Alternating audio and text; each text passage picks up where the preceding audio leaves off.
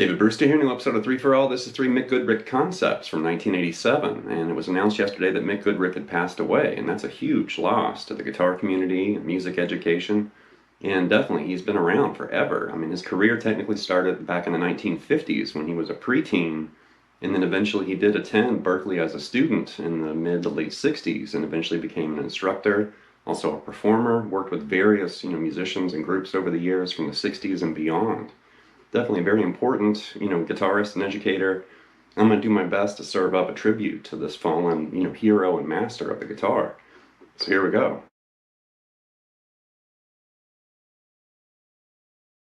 So Mick famously taught at the Berklee School of Music in Boston, and also historically worked with lots of famous guitarists, hundreds if not thousands of famous musicians and guitarists that passed through those hallowed halls of music education. That includes players like Pat Metheny, Mike Stern, John Scofield, Wolfgang Muthspiel. There's a whole bunch of people. But here's an image with some of the famous students that worked with Mick at Berklee.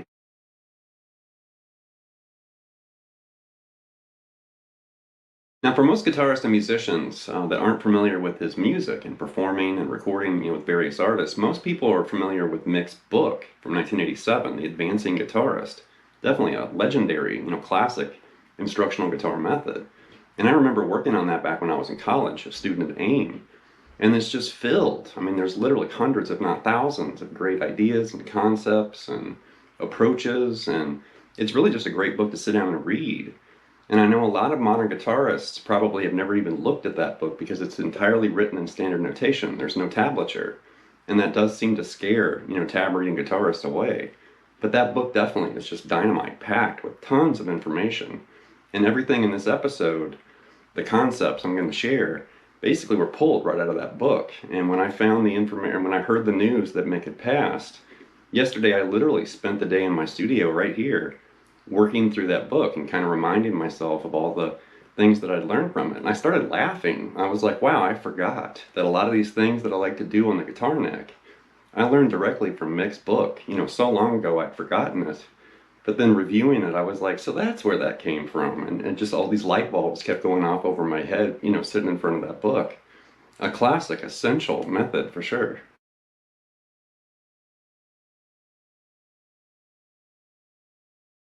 The first concept I'm going to share here is just open your mind. Just opening your mind and thinking about things that you already know how to play or understand in a different way, or looking at it in a different light. And this is essential. It's very important as a musician to shake things up and look at things differently or from a different angle continually, forever. But let's just take something that everybody out there should know, like the minor pentatonic scale, arguably the most popular and common scale on the guitar. And Mick actually breaks this down and talks about it a little bit in his book too. But just thinking about that scale in a different way, or opening your mind to a different way of thinking about those notes in that scale.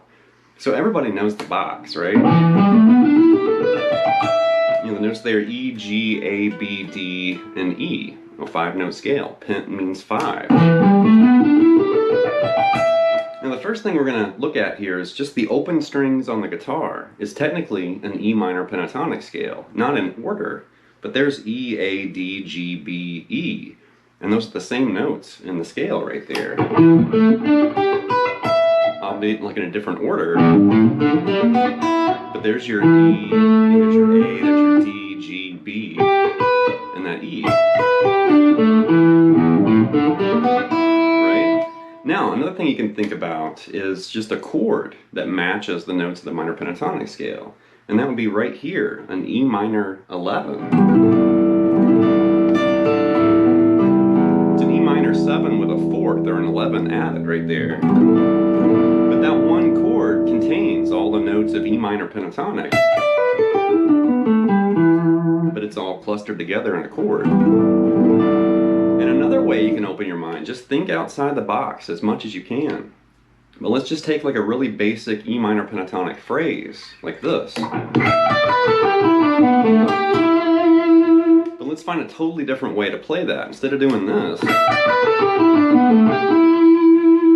think outside the box. What's another way you could do that? You could use harmonics. Right there.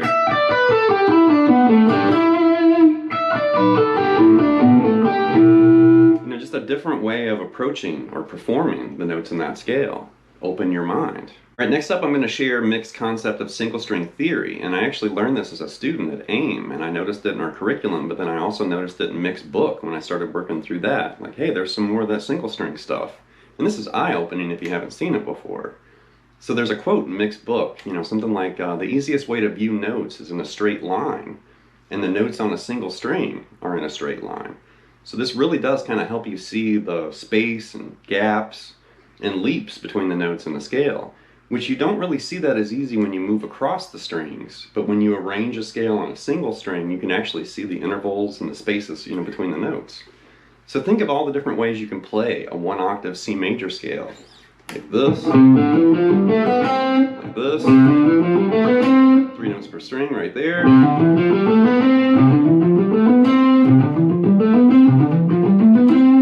a ton of different ways of playing it. There's 6 different ways of playing the same thing right there.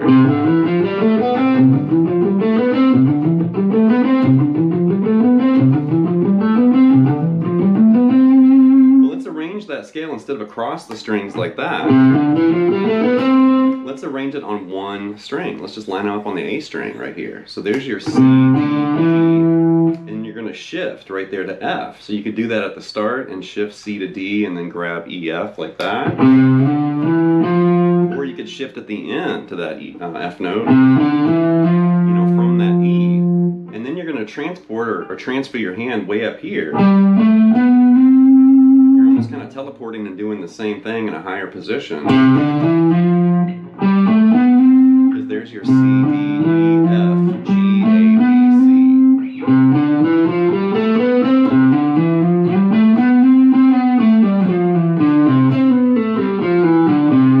Same scale, and that's really eye-opening to see the spaces and gaps between the notes and the scale that you're playing. And now you can move that to other strings. Let's go up an octave and grab C right here. And there's your C, D, E, F, and then G, A, B, C. So we're kind of moving around the neck a little bit more. Do it again right here. There's C, D, E, F, and then G, A, B, C. So you're kind of learning, how you can move this around the fretboard, incorporate other strings, and then obviously when you move away from C and start grabbing other keys and other notes, you're really fleshing out the fretboard in a big way. So this next concept appears somewhere around page 28 in Mick's book, and this is part of the the realm of the electric ice skating rink concept. What a name! But basically what he's doing now is he's showing you how you can start arranging and moving across the fretboard, but then also moving kind of a diagonal pattern on the fretboard. So instead of one string or one position, now we're changing positions, changing strings. This is really cool. So now, same scale, C major. But what I want you to do is we're going to do this. So there's that shift to F, right, with your pinky. And then you're going to move to the next string. There's your G, A, B, C. So the same fingering you had here. Lo and behold, there's a 1-octave C major scale. Right there. And we only played 2 strings. Continue the scale. There's D, E, F, slide to G. There's, basically A, B, C, slide to D. And then right there's E, F, G. You can slide that up to A and then finish with B to C. Like that if you want to. That high E, you definitely have to kind of, figure out a way of reaching that high C up there. But right there you can see we're just moving across the strings this way.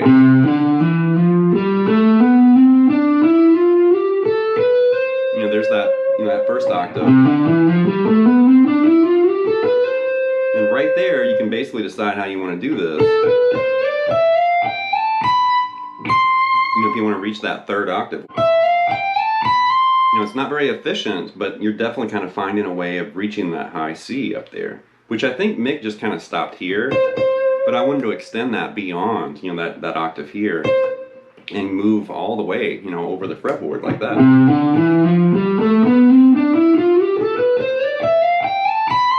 Something like that. That's tricky at the end. You're kind of figure skating way up there. So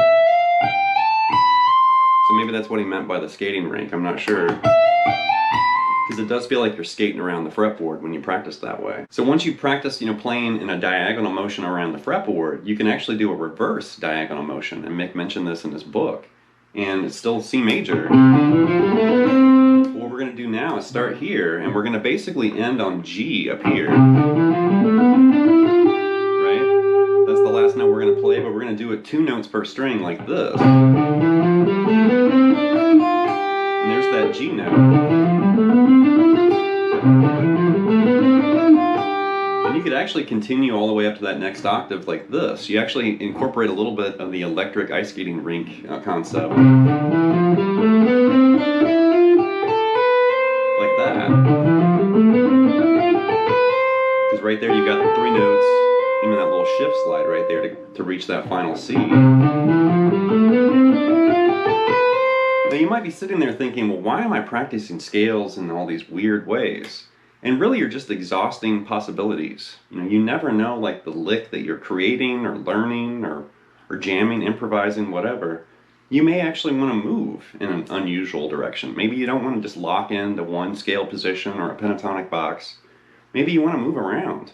Or maybe you want to start a lick low and end up high somewhere, or vice versa. Start a lick high and then growly and low somewhere at the end. So we're really just shaking things up and viewing the neck differently, and really, getting your hands dirty with the fretboard, notes on the fretboard, connecting positions, understanding scales and everything. This is essential practice for sure, and a great concept. Okay, here's a bonus concept, and this also came from Mick's book. He mentions it somewhere around page 38, but this is Modal Happy Birthday, and I know the first time I ever saw this demonstrated, it just blew my mind. I couldn't believe it. I was like, wow, okay. And light bulbs went off over my head where things clicked and started to make more sense. So with Modal Happy Birthday, we're going to take the melody from Happy Birthday, which everybody watching this should know that melody, and then we're going to move that melody through all 7 modes from the major scale: Ionian, Dorian, Phrygian, Lydian, Mixolydian, Aeolian, and Locrian. So we're going to start with Ionian, or the major scale, and we're going to do this in C major. So I'm just going to play that melody. I'm going to loop the chords behind me with the TC Electronic did a looper, and I'm just going to play the melody over a C major 7 chord using the C major scale like this.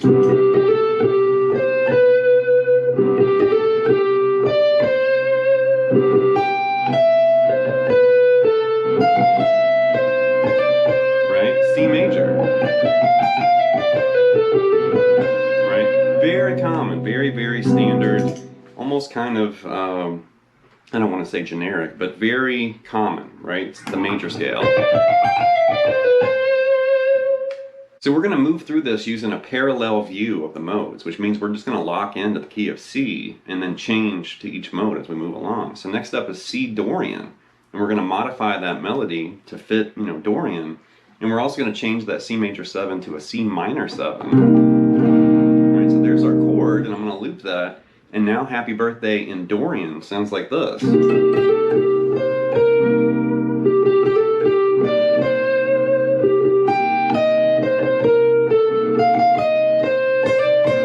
Noticeably sounds very different, and that's C Dorian.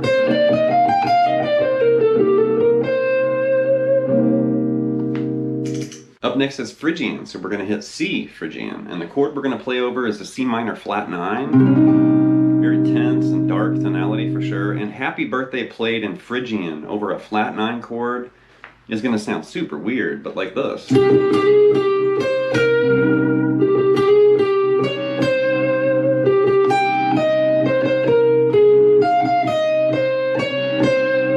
Play that for people that you don't like very much, but that's C Phrygian right there. All right, next up is Lydian, so C Lydian, and the chord we're going to play over is a C sharp 11, C sharp 11, and the thing you're going to notice here, Happy Birthday played in a Lydian mode over a sharp 11 chord.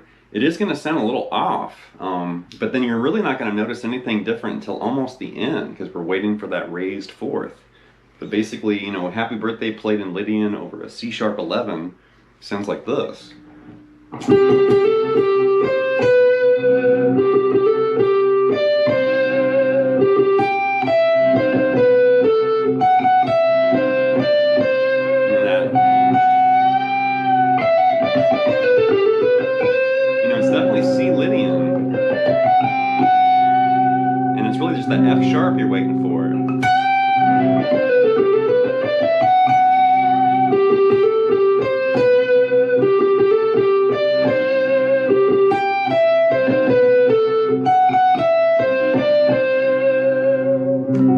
is Mixolydian, so C Mixolydian, and we're going to play over a C7 chord, basically. That's pretty simple. And now, once almost like Lydian, now we're going to basically only find one note different than the original Happy Birthday, and that's the flat 7 of Mixolydian, this B flat.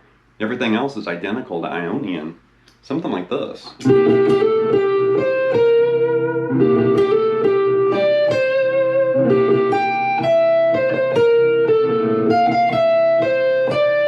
And that's C Lydian.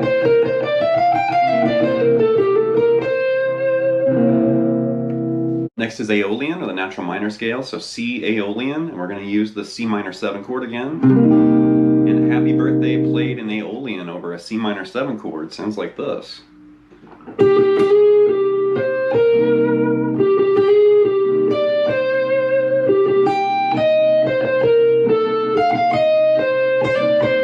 That's C Aeolian.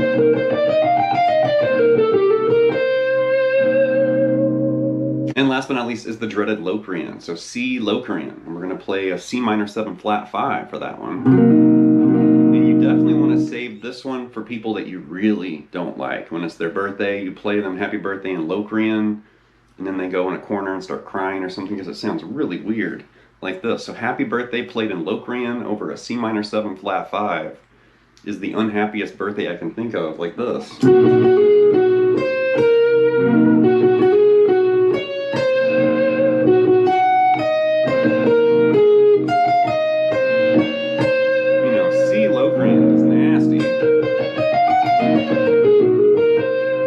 Hands it sounds awesome, but then in the wrong hands it sounds weird, like that.